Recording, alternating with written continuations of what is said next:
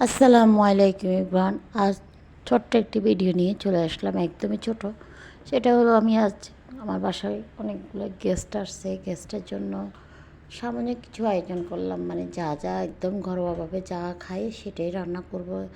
যেটা রান্না করব সেটা আপনাদের সাথে শেয়ার করব। মূল রান্নাটা না করলেও মানে কী করলাম সেটাই করব।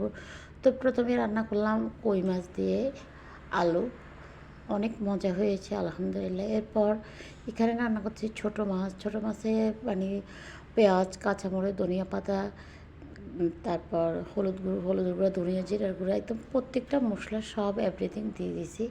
দিয়ে খুব ভালো করে কষায় এখন ছোটো মাছটা দিয়ে দিব। ছোটো মাছটা দিয়ে মশলা যেহেতু ভালো করে কষানো হয়ে যাবে, এরপর এত বেশি নাড়ানাড়ি করলে মাছটা ভেঙে যাবে, তাই অত বেশি নাড়ানাড়ি করে একদম খুব পানি দিয়ে আমি মাছটা রান্না কমপ্লিট করে নেব। এখন পানি দিয়ে ঢাকনা দিয়ে দিলাম। ঢাকনা দিয়ে বেশ কিছুক্ষণ সময় নিয়ে রান্নাটা করে নিলাম। রান্না করা শেষ করে দেখতে পাচ্ছেন বলক আসার পরে হাতের মানে চামচের সাহায্যে নাড়া যাবে না, হাতের ন্যাকড়া দিয়ে মানে পাতিলটাকে ধরে একটু নাড়ানাড়ি করলে হয়ে যায়, তাতে তলাতে না লাগে। দেখতে পাচ্ছেন এখন আমার মাছটা হয়ে আসছে। তো একটু ধনিয়া পাতা দেব, ধনিয়া পাতা দিয়ে ঢাকনা দিয়ে কিছুক্ষণ রাখি, চুলাটা করে দিলে হয়ে যাবে। দেখতে পাচ্ছেন হয়ে গেল। এখন বাজি করব শাক, কলমের শাক। এটা আমার ছোটো ভাইয়ের বউ গ্রামের বাড়ি থেকে নিয়ে আসছে।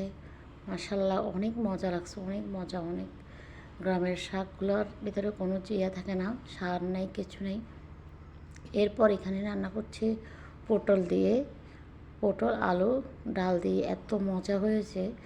লাস্টে একটু বাগার দিলাম রসুন কুচি, পেঁয়াজ কুচি এবং চিংড়ি মাছ ভেজে দিয়ে দিলাম। অনেক মজা হয়েছে আলহামদুলিল্লাহ। আজকের মতো বিদায় নিলাম, আল্লাহ হাফেজ।